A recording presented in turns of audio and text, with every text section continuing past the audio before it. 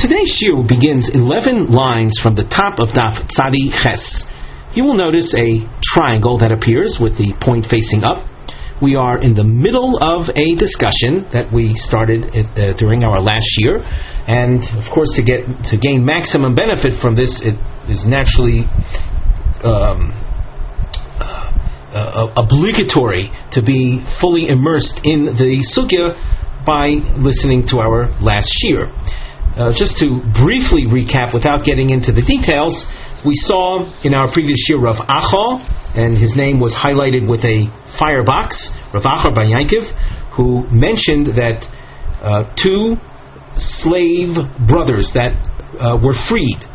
Freeing of slaves, as we mentioned, is the equivalent of conversion, where they become full-fledged Jews. These two brothers that had been, we'll say, non-Jews and now converted, they are considered unrelated to one another, and as a result they could actually switch wives.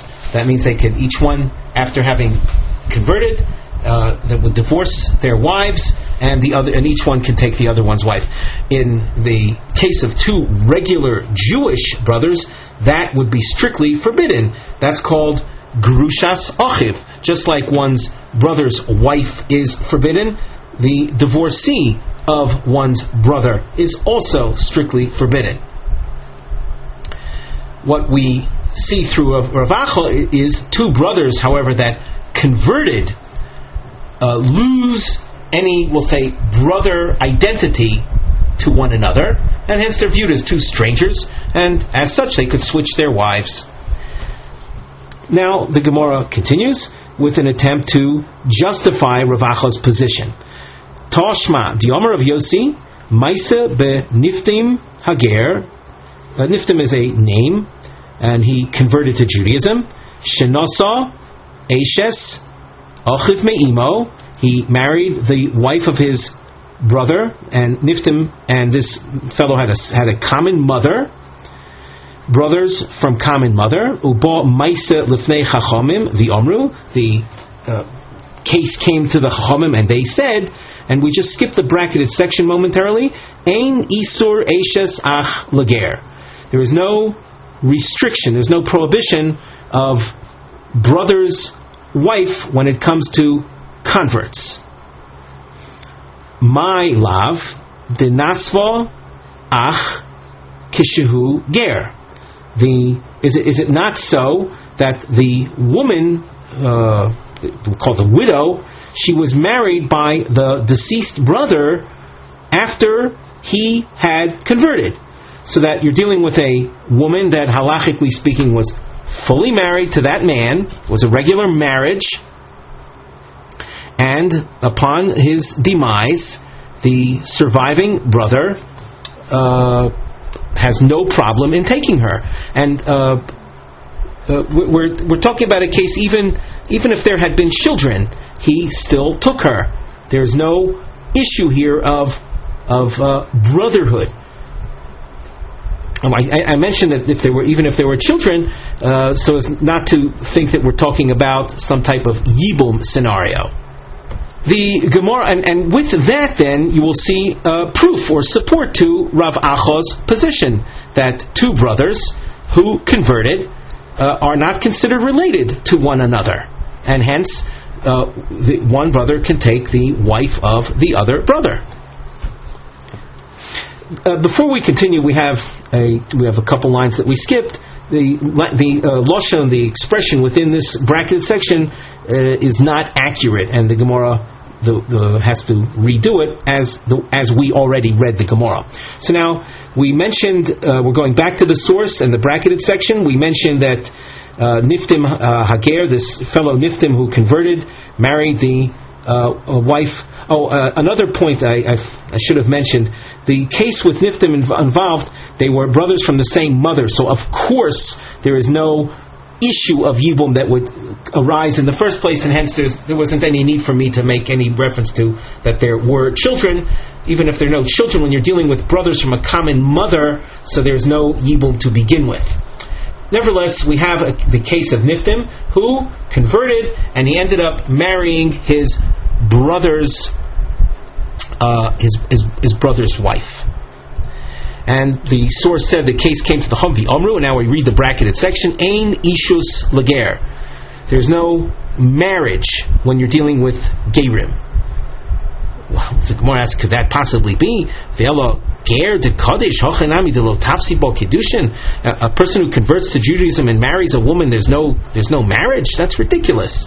Elo emo, rather what the Chachamim said was ein isur eshes ach lager. There is no prohibition of brother's wife when you're dealing with brothers that converted. My love, dinasfo ach keshuger. Is it not so that the brother that died, he had married that woman, his wife, after he converted, and that there was a full-fledged marriage here, and nevertheless, when the brother died, the surviving brother, Niftim in our case, Niftim, was able to marry her, showing that there was no brother relationship. Loi, that's not the story. The Nasva Kishu Oived Kaichavim. The deceased brother had married her when he was still a Gentile. And the couple converted. However, before his death, he had not had any relations with her. In other words, after his conversion, he didn't have relations with the woman, with the wife. So there was really no real Jewish marriage. There was no marriage then. The fact that they were married as goyim, as Gentiles, is of no relevance to us. After he converted, he didn't renew the marriage. And as a result, the brother was taking a woman that wasn't really married to his brother. The Gemara asks, if that was the story, that the initial marriage between the deceased brother and his wife were when they were still idol worshippers, well, it's obvious that she would be allowed to niftim. Mahu detema. Without teaching this, I would have thought ligzor kshu'ovid kichavim otu kishu ger, that we should restrict this case, even where of a marriage that took place, even though they were still idolaters, in anticipation of a marriage that took place after the conversion. And according to this approach, the marriage of a brother, two converted brothers, the marriage that they do after conversion does impose restriction. That we don't make such a restriction, i.e., in the case where the marriage was while they were still idolaters, so and it wasn't renewed, so the surviving brother can take her, but only under those circumstances. Toshma. Once again, we introduce a source that's designed to eventually show, our attempt here is to show like Rav Acha. It might be noteworthy that each time the Gemara is going to try to support Rav Acha, each time these triangles appear, these upright triangles appeared, and then the Gemara will reject the support with the same type answer, and it will this repeated form will be, we will see here, and the form that we already saw when it said lo denas v'shoy v'kachavim. We're going to see that rejection after this triangle, and after the last triangle as well, the same rejection. But in the meantime, when the triangles appear, we're trying to show leniency, like Rav Acha taught, that two fellows that convert, they no longer have any brother connection. Toshma, we say two brothers that convert. After their conversion, they have no brother connection. Toshma, the Omar ben Yisayan, kishalachti lekache hayam, otzosi ger echad. Ben Yisayan tells us a story that when I went to Krach Hayam, to cities overseas, I found a convert, shenoso eshes ochiv me'imo. He had married the wife of his brother, that they happen to have had a common mother. Omarti lo beni mi hirshach, and I asked, Ben Yissin tells us that I asked this convert, who allowed you to do that? Who allowed you to marry the wife of your brother? Omar li, and the ger told me, Harei isha v'shiva boneha al safsol zeh yoshav Rabbi Akiva v'yomar shnei dvorim. There was a story involving a Yores, a convert, with her 7 sons, that Rabbi Akiva said regarding them 2 things. Actually, regarding, or at that incident, upon that incident, Rabbi Akiva said 2 things. Number 1, Ger no se eishes ochiv mi'imo. These 7 sons, after they converted along with their mother. After they convert, they can marry the wives of one another. V'yomar vayidvar Hashem el yoino sheinis lemor. And another point that seems to be, it appears unrelated. He says, Rabbi Akiva said regarding this pasuk that says the Almighty spoke to the prophet Yonah a second time. Sheinis dibro imo shchina, shlishis lo dibro imo shchina. There was a second communication, but never a third communication. We'll get back to this point later. Kotoni mias, it said in this source, Ger nosei eishes ochiv me'imo, that a convert, we'll talk about 2 brothers that converted. The one can marry the other's wife. My lav dinasva ochiv kishuger. Is it not so that the wife of the brother became his wife after he had converted? So you have 2 convert brothers, and brother number 1 married a woman after he converted, creating a full-fledged Jewish marriage because he married her after he converted. And we see that upon his death, or if he divorces her, the other brother can marry her. Well, that's exactly what Rav Acha taught. So we have a support for Rav Acha. Loi. The Nasfa Kishu Oivei Kichavim. The brother had married his spouse when he was still an idolater. And he didn't renew the marriage after his conversion. So if that's the case, the Gemara asks, Maila Memra, what do I have to tell you that the other brother can marry her? She's not married to the brother. As far as we're concerned, she's disconnected from his brother. So Ma'udetema, without being taught this heter that he can marry the wife under these circumstances, the woman whom he had married before he converted, I didn't tell you that heter, I would have thought nigzar kshuay v'kuchavim atu kshuger. Let us restrict that case in anticipation of a brother that married a woman after his conversion. That would be Ozer. Of course, unlike Rav Acha, Komashmalon, that we don't go so far. We don't restrict the case where the brother had married her before his conversion. As you can see, we have a section of Gemara which is bracketed. You'll notice if you look carefully, there's actually a double brackets here. You have this angular brackets, and then within the bracketed section another regular appearing brackets. We'll mention first of all why we have the brackets, this entire section. There's a note on the side which says, Sograyim l'shem dilug, these angular brackets are for skipping purposes. K'dei lishmor al retzef al chos. Once again, we want to keep track, we want to maintain continuity in the proofs, all the toshmas and their subsequent rejections. We want to keep track, want to stay on track. So by skipping this section, you'll encounter the next toshma. Besoicham haGemara dona b'ne'emonus edus hager shehuva b'mokar d'leil.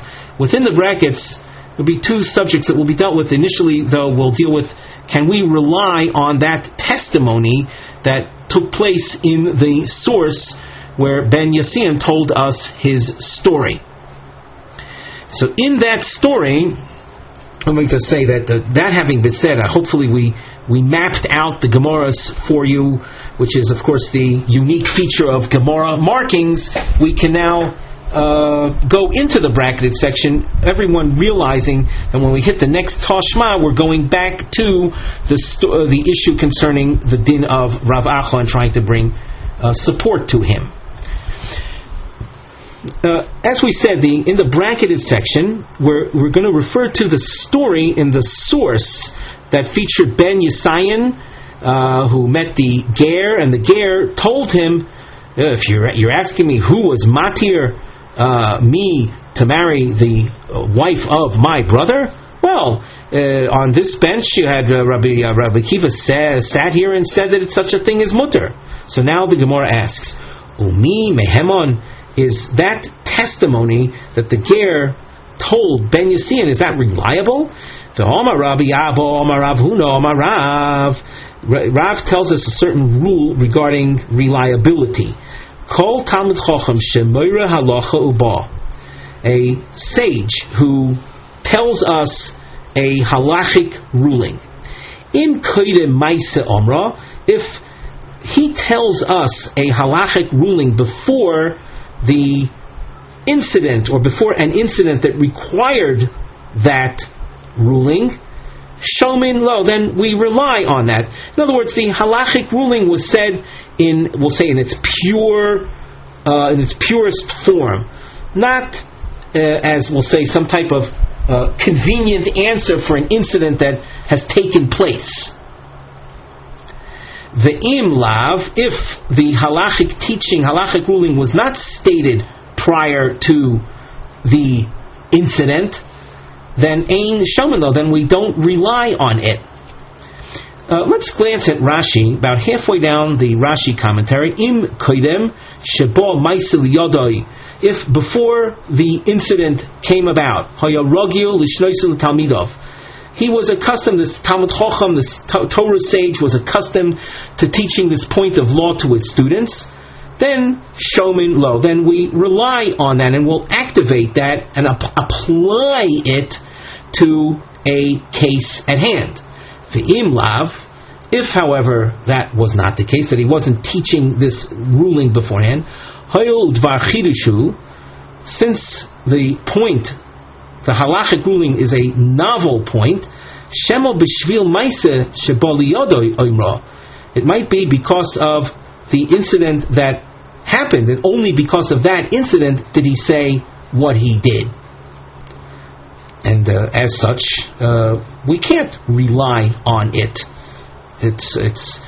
We can't apply it certainly to other cases.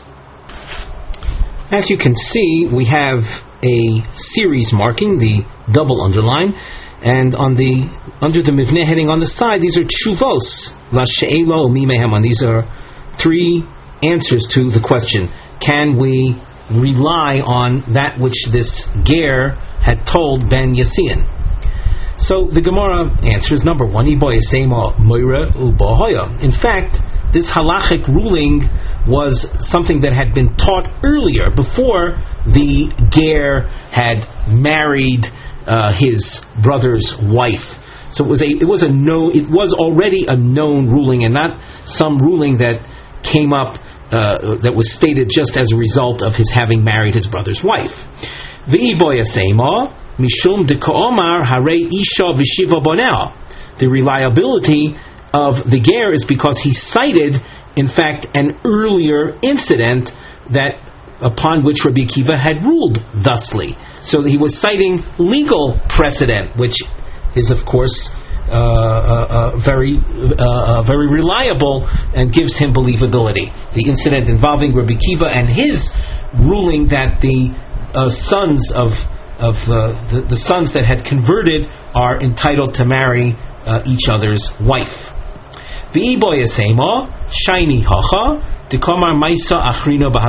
Another approach is that, in fact, even though maybe this ger was reporting a teaching that we had not heard before, but nevertheless we rely on it because along with his report concerning Rabbi Akiva's ruling on the brothers that converted, Rabbi Akiva had said something else That's the Ma'is Achrina, the issue concerning Yonah and the pasuk.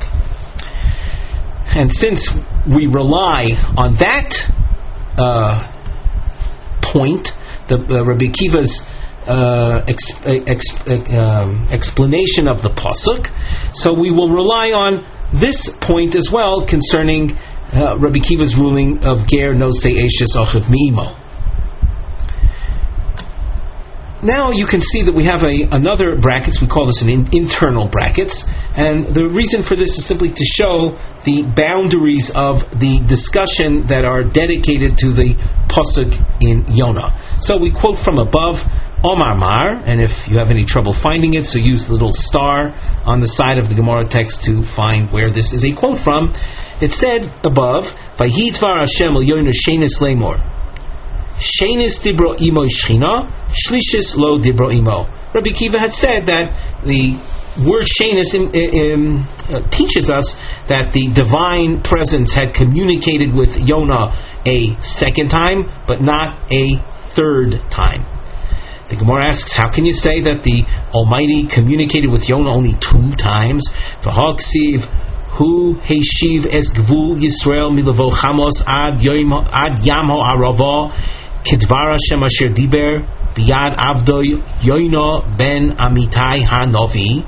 This pasuk is found in Malachim Beis, and it deals with the king Yerovam ben Yoash, and it mentions Yerovam ben Yoash's, we'll say his military victories. He was able to restore the boundaries of Israel, as the Almighty spoke through the prophet Yonah. So this is clearly an additional incident, more than a third time, beyond the 2 communiques that appeared in the book of Jonah. Omar Ravina explains, he's the first of 2 approaches. He says, in fact, there were more than 2 communiques between the Almighty and Yonah. What does shenis then mean? Al iske ninve ka'amar.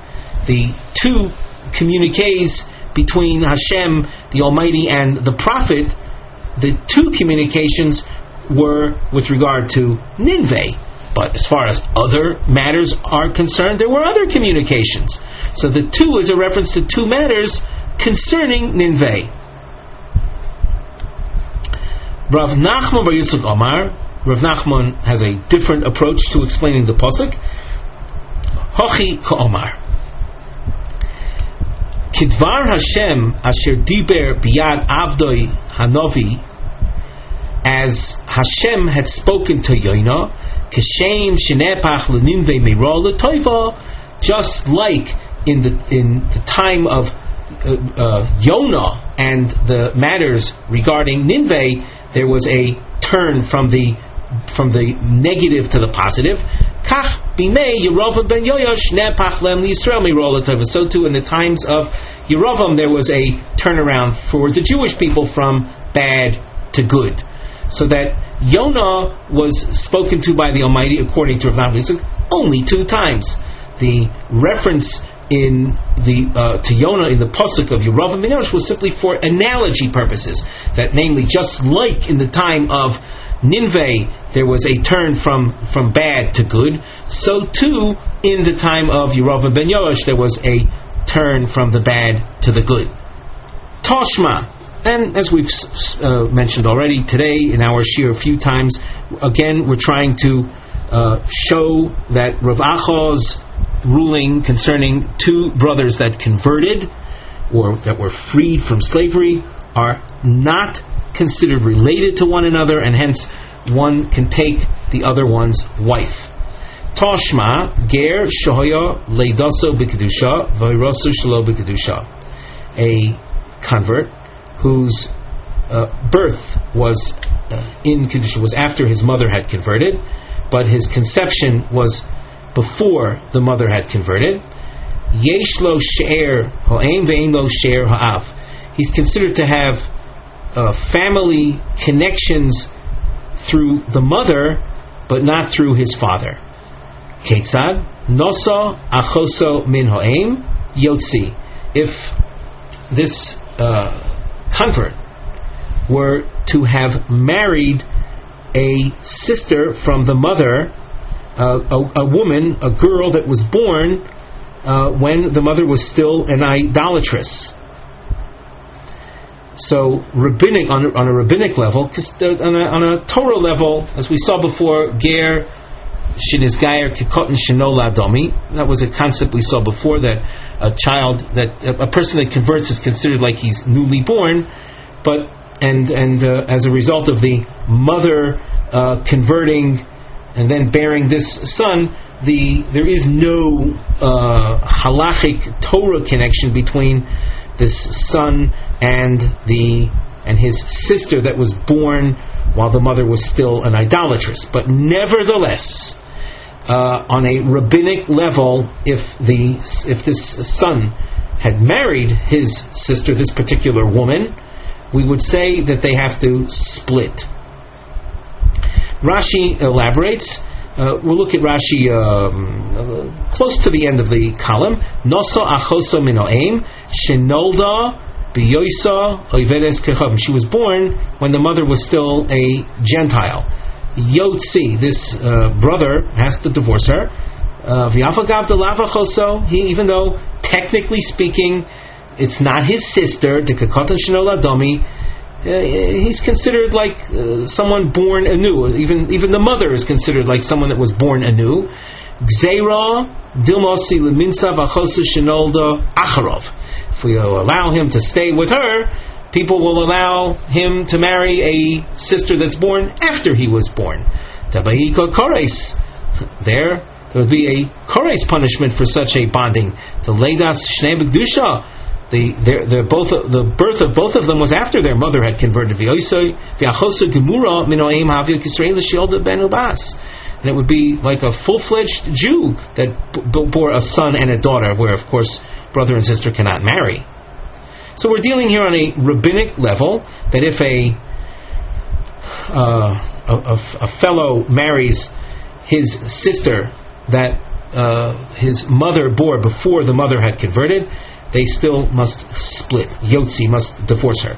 Min ho'av yikayim. If he marries a sister from through a common father, so he can stay with her.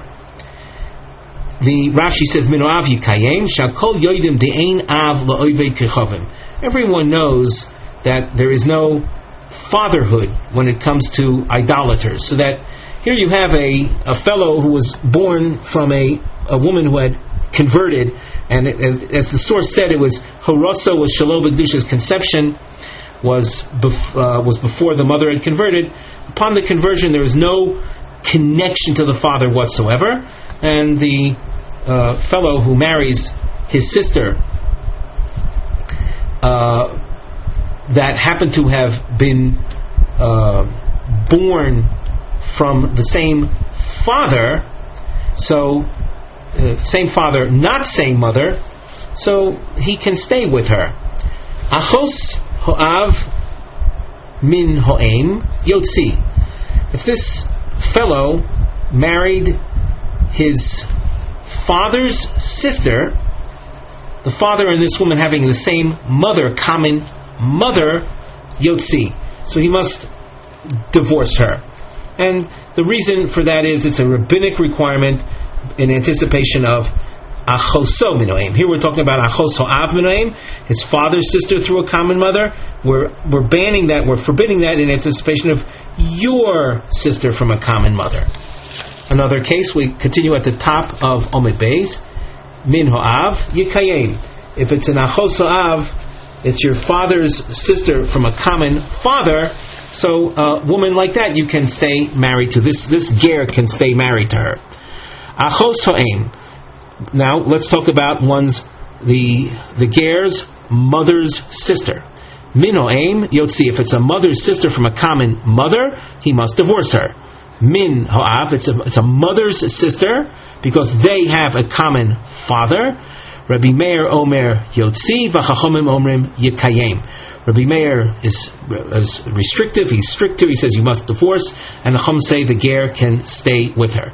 Shahoya Rabbi Meir Omer Kol erva shehi mishum she'er ha'em yotzi. Any relationship that has a mother element to it, a relationship through motherhood, so you must divorce her. Mishum ho'av yikayim. If the relationship is through father, so then you can stay with them. All of that is basic, we'll say, is preamble, is not directly related to what we are discussing. But here is where things become important. Umuter bi'eshes achiv.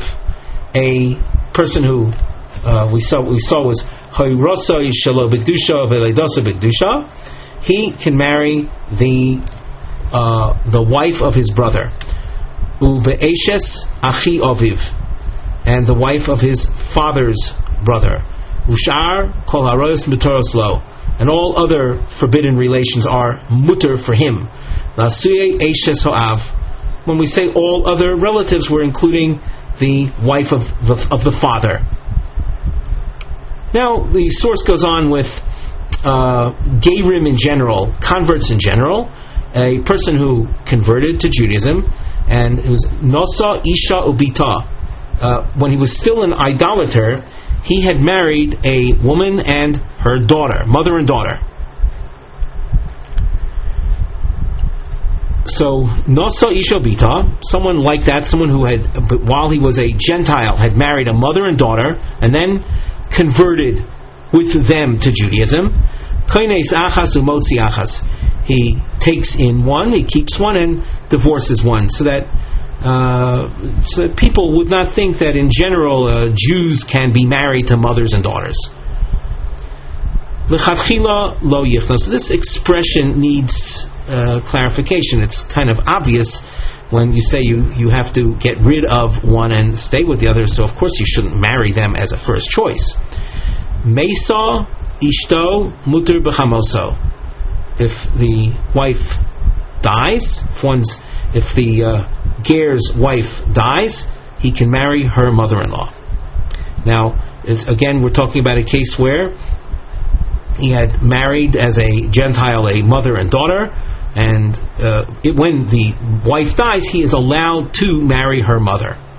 V'ika detani osur b'chamoso. Some teach that he cannot marry the mother-in-law.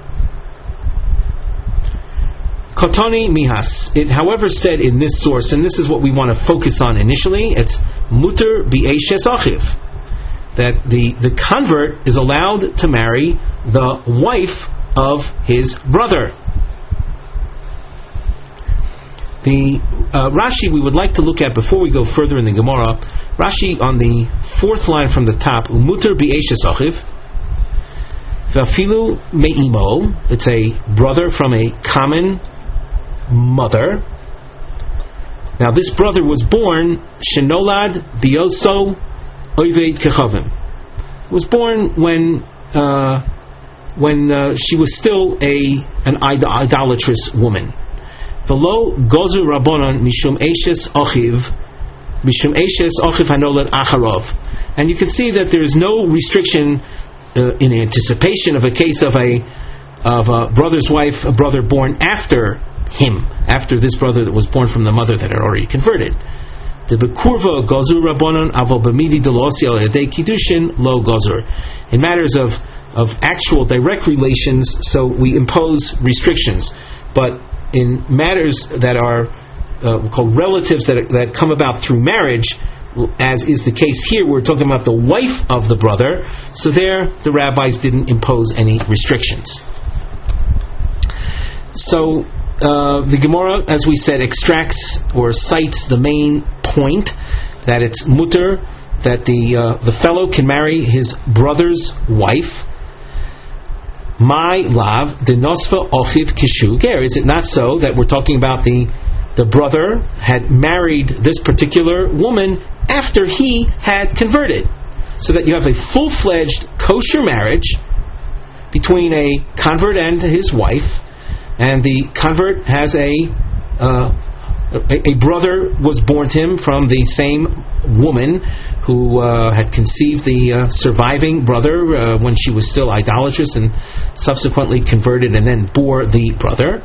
the surviving brother can marry the wife of his brother. So this would, and the marriage between the deceased brother and his wife had taken place after that fellow had already converted. That would then support Rav Acha. Loi, that's not the case.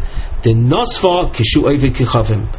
The deceased brother had married her while he was still a Gentile, and he had not renewed the marriage, so that when the deceased brother had converted together with his spouse but didn't renew the marriage, so upon the conversion there is a break in any marital connection between them. Hence the surviving brother in effect is not marrying his brother's wife. She's not considered his wife anymore to begin with. And not only that, she was never considered his wife because of the rule of cotton of ger she'nizgar ki cotton she'nolad domi. The Gemara asks, "Ma'ila meimra." If those are the circumstances, so why does it need to be taught? It's obvious that a man can marry his brother's wife if he had married her before he converted and never renewed their connection. So mahu the tama, without having been taught that heter, I would have thought ligzar kshoivik kichavim otuk shuger. We should restrict the case of the brother having married her before his conversion in anticipation of the case of his marrying her after conversion, in which we would be restrictive. Komashlon. So we're informing you that we do not go so far. But as far as two brothers that married women after they had converted, we would not allow one to marry the other's brother.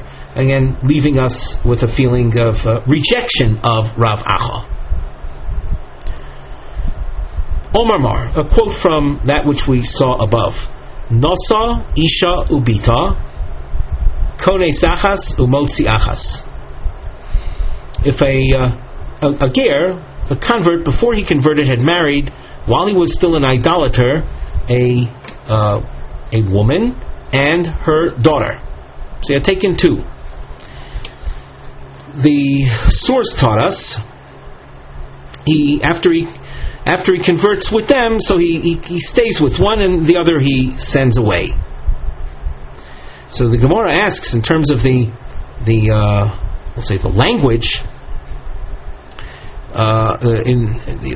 in that source,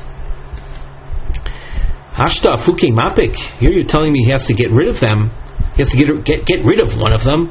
Do I need to be taught that as an initial choice that he shouldn't take them? That's obvious. So the Gemara answers, Hasam koi v'hochi ka'omar.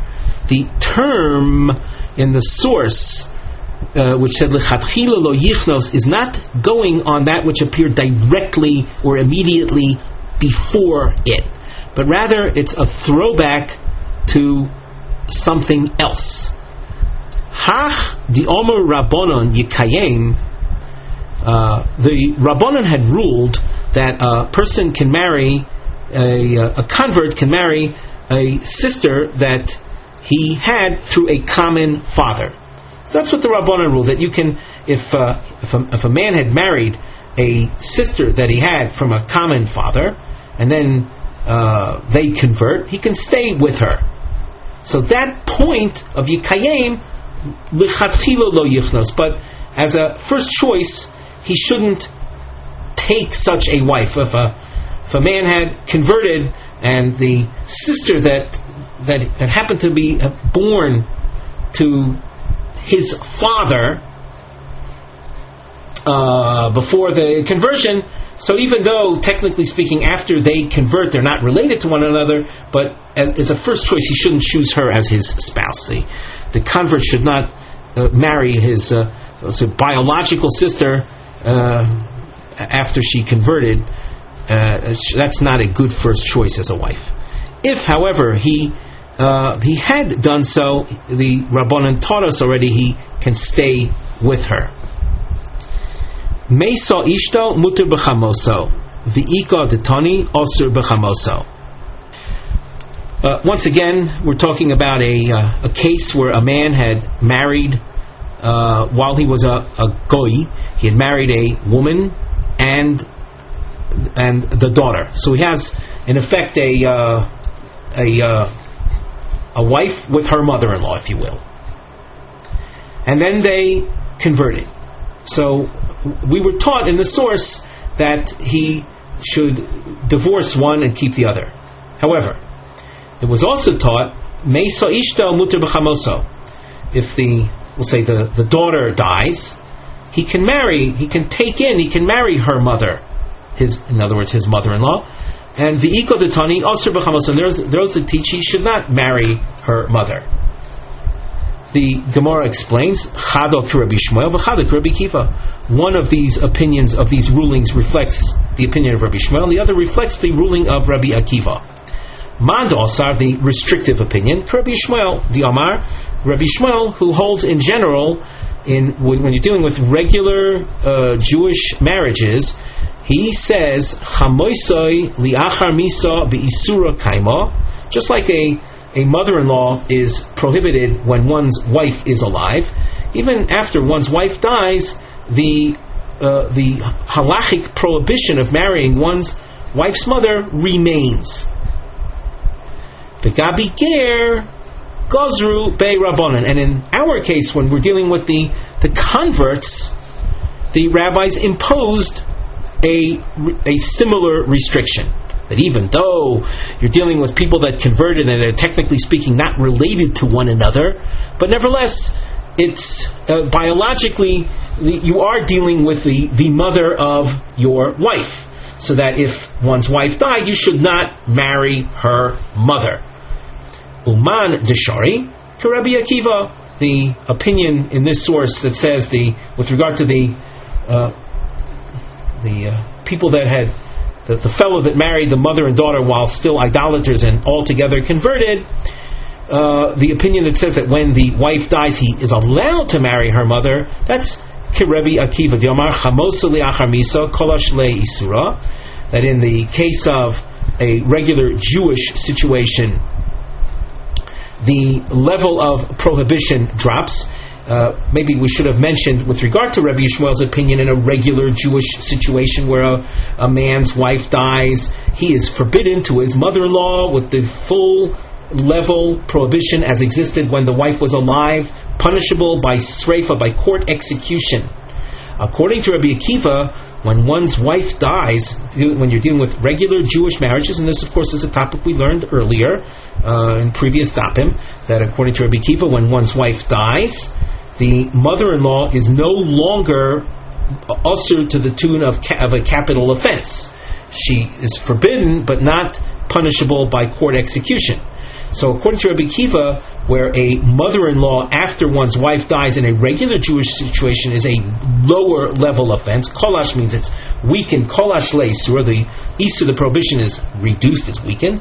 The gabi ger lo gozru bei rabbanan. And in the case of the convert couple, there the rabbis didn't impose any restriction whatsoever. So that if a man, while a guy had married a mother and daughter, and he divorced, we'll say the mother of the one he chooses to remain with, and then the woman dies, he can then take her mother and marry her.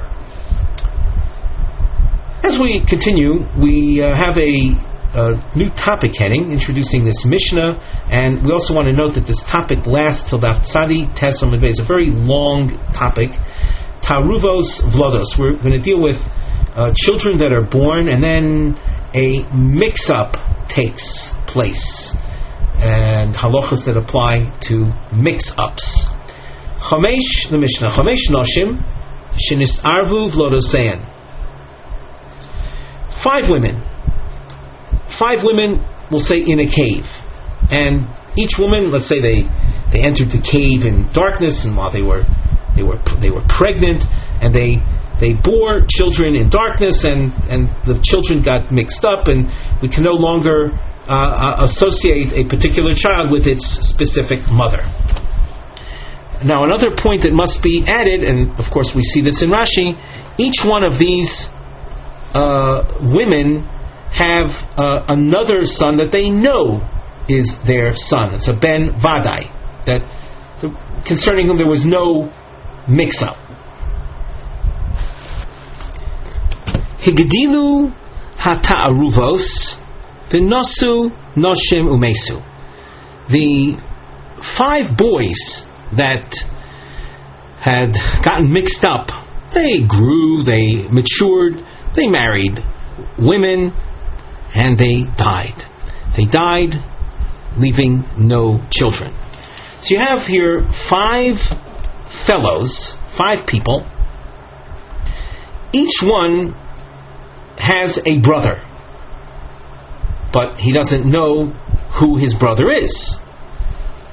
And you have 5 men that knew they had brothers, and they know their brothers died, but they cannot identify the widow of his specific brother.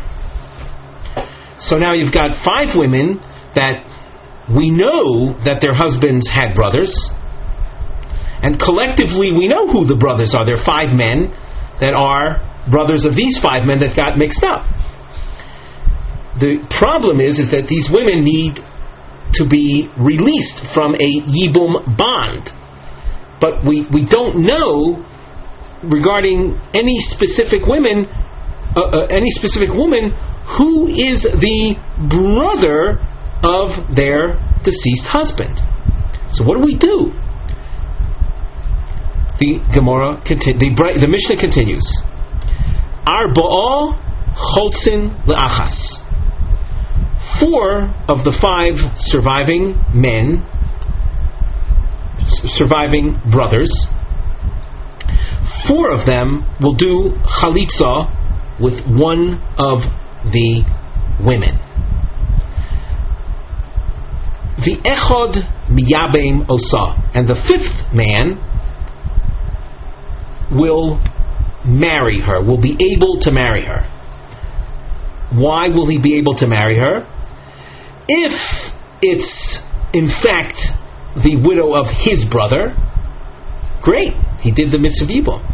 And if the woman is not the widow of his brother, she nevertheless received chalitza. She was released by the actual brother of her husband.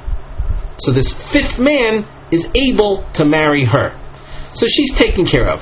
So now one woman is married. There are 4 women that remain, 4 women that received chalitza. Hu ushloisha cholzin le'achas. He, the one that did yibum, will, along with 3 others, do chalitza to a second woman. So now this woman has received 4 chalitzas, the echad miabam, and a 5th man will marry her, as we already explained. There's no loss, there's nothing wrong in his marrying her.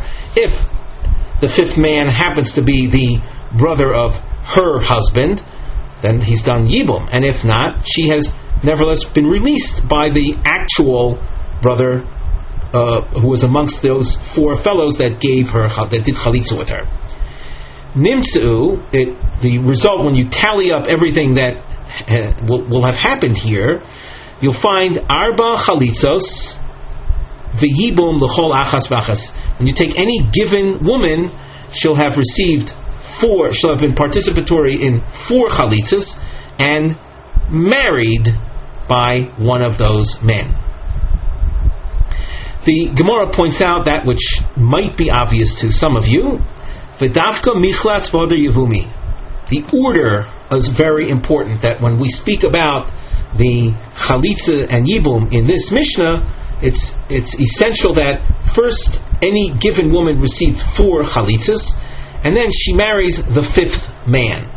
Aviyavumi berei shalo, but to suggest that the woman does yibum at the beginning before she receives chalitza, that's not allowed. The kopoga b'yavama l'shuk, because if a man approaches a woman before she receives chalitza, he doesn't know that he is the brother of her husband, of that specific woman's husband. And if he's not the brother of her husband, so she is bound to someone else, and his relationship with her would be a yevama lashuk, which is prohibited. The Torah prohibits. The pasuk says, "Lo sia eishes hameis hachutza liish zar." The Gemara continues with a question concerning the text. My hu ushloisha choltzin liachas. The source, the Mishnah, taught that after one of the men, after dealing with the first woman received 4 chalitzas, and then the 5th man marries her. Why is the continuation of the Mishnah necessary in this specific form? Now, before we go on in the Gemara, in order to appreciate this section, Rashi that appeared on the Mishnah will be quite helpful. Let us look at that together, about a little more than halfway down the page. Hu ushlosha, this is Rashi on the Mishnah. Hu ushlosha, ze sheyibeim, the 5th man with regard to the first woman that married her, choletz la'acheres, he will participate in chalitza with a second one of the women, ushlosha imo, and 3 other men that are with him, v'chamishim yabeim, and the 5th man there will marry her. Mimonafshach, either way you look at it. As we said before, if he hits bullseye that's actually the widow of his actual brother, great. And if not, she was released by the actual brother, and he can now marry her. This fellow can marry her. V'choisrin hashnayim halalu. Now we've got 2 married men. These 2 will come back to the 3rd woman. V'choltzin l'shlishis ushnayim emuhem. These 2 married men, and the 2 others will do chalitza with her. V'chamishi miyabeim v'chein kulam. And likewise down the road with all of them. Arba choltzin tchila, 4 first do chalitza levishein echad rasher liabem ad shichatzula arba tolo lipoga bivama lashuk. First, the 4 chalitzas are necessary with regard to each woman, so that you don't have a situation of a man marrying prematurely, whereby he might be encountering a yevama that's bound to someone else. That's called yevama lashuk. And now the key point for our Gemara. V'hu hadinami demotzu arba'a lemichlitz lekulhu.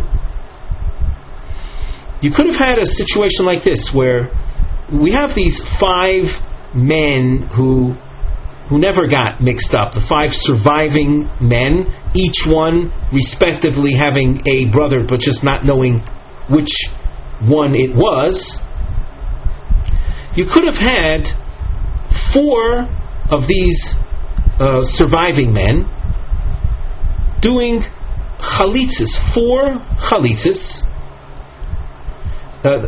These 4 men doing chalitza with each one of the women, lekulu, with 4 men doing chalitza with all 5 women. The chamishi, the 5th man, he saw as kulan. If the 5 women received chalitza from the 4 men, so each one of the 5 women was participatory in chalitza with 4 of the men, so each woman has certainly been released by her deceased husband's brother. Now, you say the 5th man didn't do chalitza? Okay, that 5th man, with respect to each one of the women, it might be the brother of their deceased husband. And if he's not the brother of the deceased husband, the actual brother of the deceased husband had already done chalitza with her. Therefore, the fifth man could marry all of them. The Gemara will say, and this is the Gemara we're about to learn, so that the approach that we said before is better. Because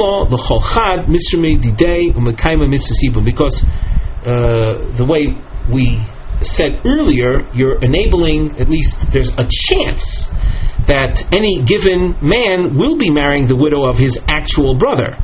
If you were, however, to adopt this last method where one man at the end marries all five, so then we are precluding the possibility of any of the others of having done the actual mitzvah of Yibum. True, they do chalitza, but the actual mitzvah of Yibum, that they are being denied. So now that's what the Gemara is asking about over here.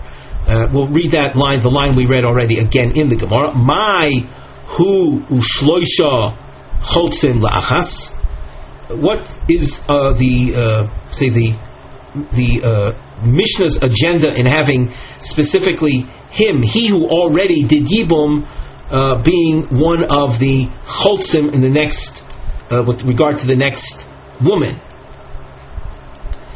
Rashi, by the way, mai hu shlosha mai ichpas lon I chalsi lo hanoch arbo gufayu v'hai diyibem l'kamaiso liabem nami hach. Why is it so important in the eyes of the Mishnah that the one who had done Yibum with the first one to have done Yibum, that he now is participatory in the chalitza with the next woman? Leave him aside. He married the first woman, let him stay aside, and the other four men will do chalitza with the second woman, and this fellow will marry a second wife, and on down the line, like we saw in Rashi in the Mishnah. So the question once again is, why the procedure as we already described, that each one that does Yibum, he then joins the others that are doing chalitza with the subsequent women. So the Gemara answers, the lo tema liminu chad likulhu. We don't want one to do Yibum with all of the widows. Elo kol chad v'chad mi'abim chada. But rather, as we said earlier, each man will marry one of the women. Dilma misram yulei didei. At any given point, he might be hitting a bullseye, that he's actually marrying the widow of his brother. We continue in the Gemara with a Tanaic source, but after we read the source, the Gemara is going to ask my Kalmar. In other words, what we're going to read now is not clear, and then the Gemara will clarify it. Tonu Rabbanan, Miksason Achin u Miksason She'ein Achin. In the confusion, so some are brothers and some are not brothers. The brothers do chalitza and the non-brothers do yibum. Well, that in and of itself doesn't make any sense. My Kalmar, what is being said over here? So, as we said, this source is unclear. My Kalmar, what is it saying? Omar Rav Safra Hochi Ka'omar. Once again, this source is dealing with the case of the Mishnah, where there were 5 women that gave birth and in a cave, as we said before, and the children got mixed up, and each one of the 5 women had a son that we knew was there, where each woman knew which one was their son. So the source is to be read as follows: Miktsoson achin mino av, umiktsoson achin mino aim. Amongst this group, there were brothers from a common father, And there was a case of one of the brothers, one of the known children, had a brother from a common mother, not a common father. Achin mino'im cholzin, v'achin mino'av miyavmin. A fellow who knew that amongst the mixed up children was a brother that he had through his mother and not through his father. So this fellow who knows that, he cannot do yibum with any of the women, because any one of the women might be the widow of his brother from a common mother, and of course that kind of relationship is strictly forbidden. So those of the fellows who know who their parents are, if he knows that one of the children in the mix-up is a brother, but only through the mother and not through the father, as we say now, the achin mino'im are cholzin, and the fellows that know that they have brothers through a common father as well, so they can do yibum. Of course, when we speak about their doing yibum, it's after the given woman had received the 4 chalitzes from the other fellows. Miktsosim kohanim, miktsosim she'enon kohanim. If amongst these there are kohanim and those that are not kohanim, as you know, a kohen is prohibited from marrying a chalutza. So kohanim cholzim, the kohanim will participate in the chalitza. However, they cannot do yibum. Any given woman will have received already chalitzas from all the other men. So if the last man is a kohen, he's going to be confronted with a chalutza. So he cannot marry her. She'enon kohanim miyavmin. Those that are not kohanim can do yibum after, of course, the woman that they'll do yibum with had received chalitza from each one of the others. Miktsosan kohanim umiktsosan achin mino'im.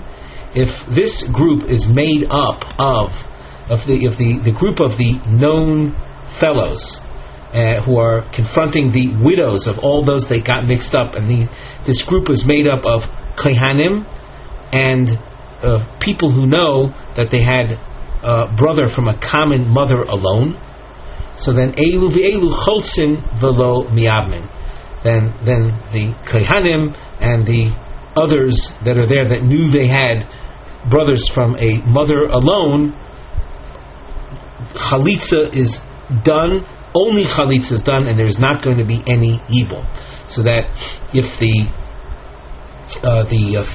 surviving people, each one knowing that they had a brother in there, the surviving people are the 5 people that are kohanim and cases of achin mino'im, so each one of these 5 will, let's say each widow will then receive 5 chalitzas, and not 4 and then doing yibum, but rather 5 chalitzas, because these men are not eligible to do yibum.